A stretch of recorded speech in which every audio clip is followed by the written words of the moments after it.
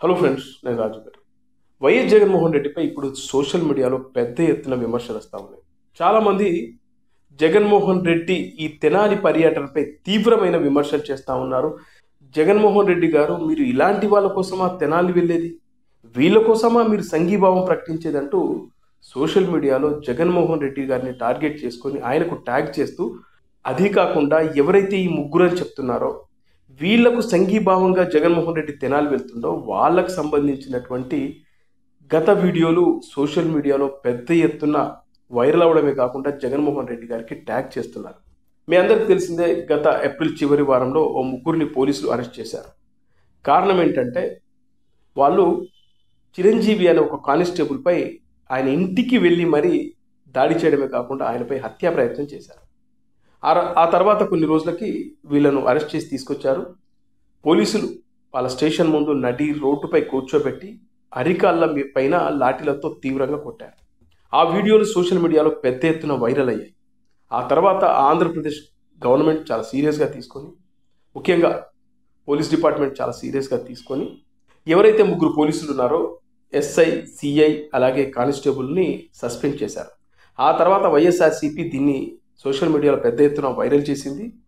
ఇదేనా ప్రజాస్వామిక ప్రభుత్వం అంటే, తెలుగుదేశం ప్రభుత్వం అంటే చంద్రబాబు నాయుడు గారు అధికారంలోకి వచ్చిన తర్వాత ఇంత దారుణాలు మనం చూడగలమా అంటూ అంబటి రాంబాబు లాంటి వ్యక్తులు ట్వీట్లు చేయడం కూడా మనం చూసాం.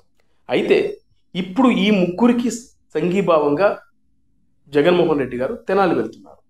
అయితే వీళ్ళ గత చరిత్ర గురించి జగన్మోహన్ రెడ్డి గారికి తెలుసా తెలియదు కానీ తెనాలి ప్రజలు మాత్రం ముక్కున వేలేసుకుంటున్నారు. వీళ్ళ కోసం ఆ జగన్మోహన్ రెడ్డి తెనాలి వచ్చేది, అసలు వీళ్ళ ఘన చరిత్ర ఏంటో తెలుసా అంటూ సోషల్ మీడియాలో వాళ్ళ గత వీడియోలు పెడితే మనం ట్విట్టర్లో వైరల్ అవుతూ ఉంటే చూస్తే దిమ్మ తిరిగిపోతుంది. సినిమాల్లో చూస్తూ ఉంటాం, మనం చేజ్ చేసి మరి పట్టుకొని ఇష్టానుసారంగా కర్రలతోని ఏది దొరికితే దాంతో కొడతారు కదా, ఎగ్జాక్ట్లీ అలాగే సినిమాల్లో లాగానే వీళ్ళు దాడి చేయడం చూస్తే నిజంగా బిత్తరపోతారు మీరైతే.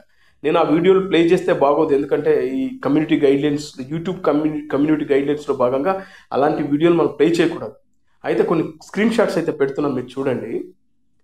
దారుణంగా కొడుతున్నారండి, అసలు అరుపులు, కేకలు, ఆ దెబ్బలు కూడా చచ్చిపోతాడు, అలాంటి దెబ్బలు కొడుతున్నారండి ఇంత నడి రోడ్డుపై.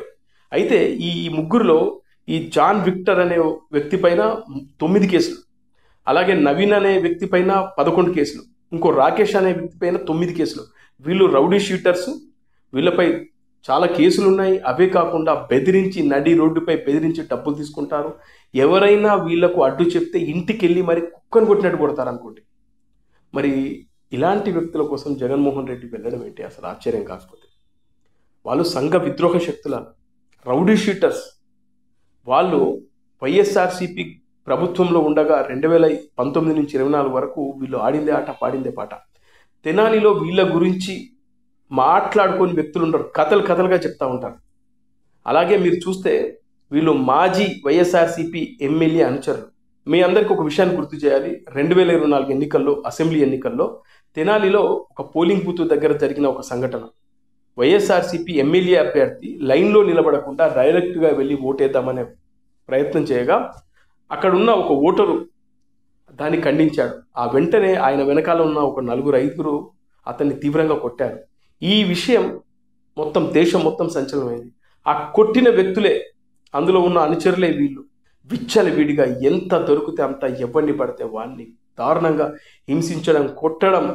అమ్మాయిలు వీళ్ళ కంట పడితే చాలు. నిజంగా చెప్పాలంటే తెనాలిలో వీళ్ళది అరాచకం అనుకోండి మీరు. ఇంకా వీళ్ళ గత చరిత్ర, ఘన చరిత్ర గురించి వైఎస్ఆర్సీపీ వాళ్ళకు చాలా తెలుసు. మరి ఇలాంటి వ్యక్తులను శిక్షించకుండా ఎలా ఉంటారు? ఆ రోజున పోలీసులు చేసింది కరెక్టే అంటూ పెద్ద ఎత్తున తెనాలి ప్రజలు హర్షించారు. మరి ఇవాళ అలాంటి దుర్మార్గుల కోసం, అలాంటి అరాచక శక్తుల కోసం జగన్మోహన్ రెడ్డి వెళ్ళడం ఏంటి అంటూ చాలామంది ముక్కున వేలేసుకుంటున్నారు. అంతేకాదు దళిత సంఘాలు కూడా నోర్లు వెళ్ళబెట్టి చూస్తున్నాయి. ఇదేంటి జగన్మోహన్ రెడ్డి గారు, ఇలాంటి వాళ్ళ కోసం మీరు వచ్చేది?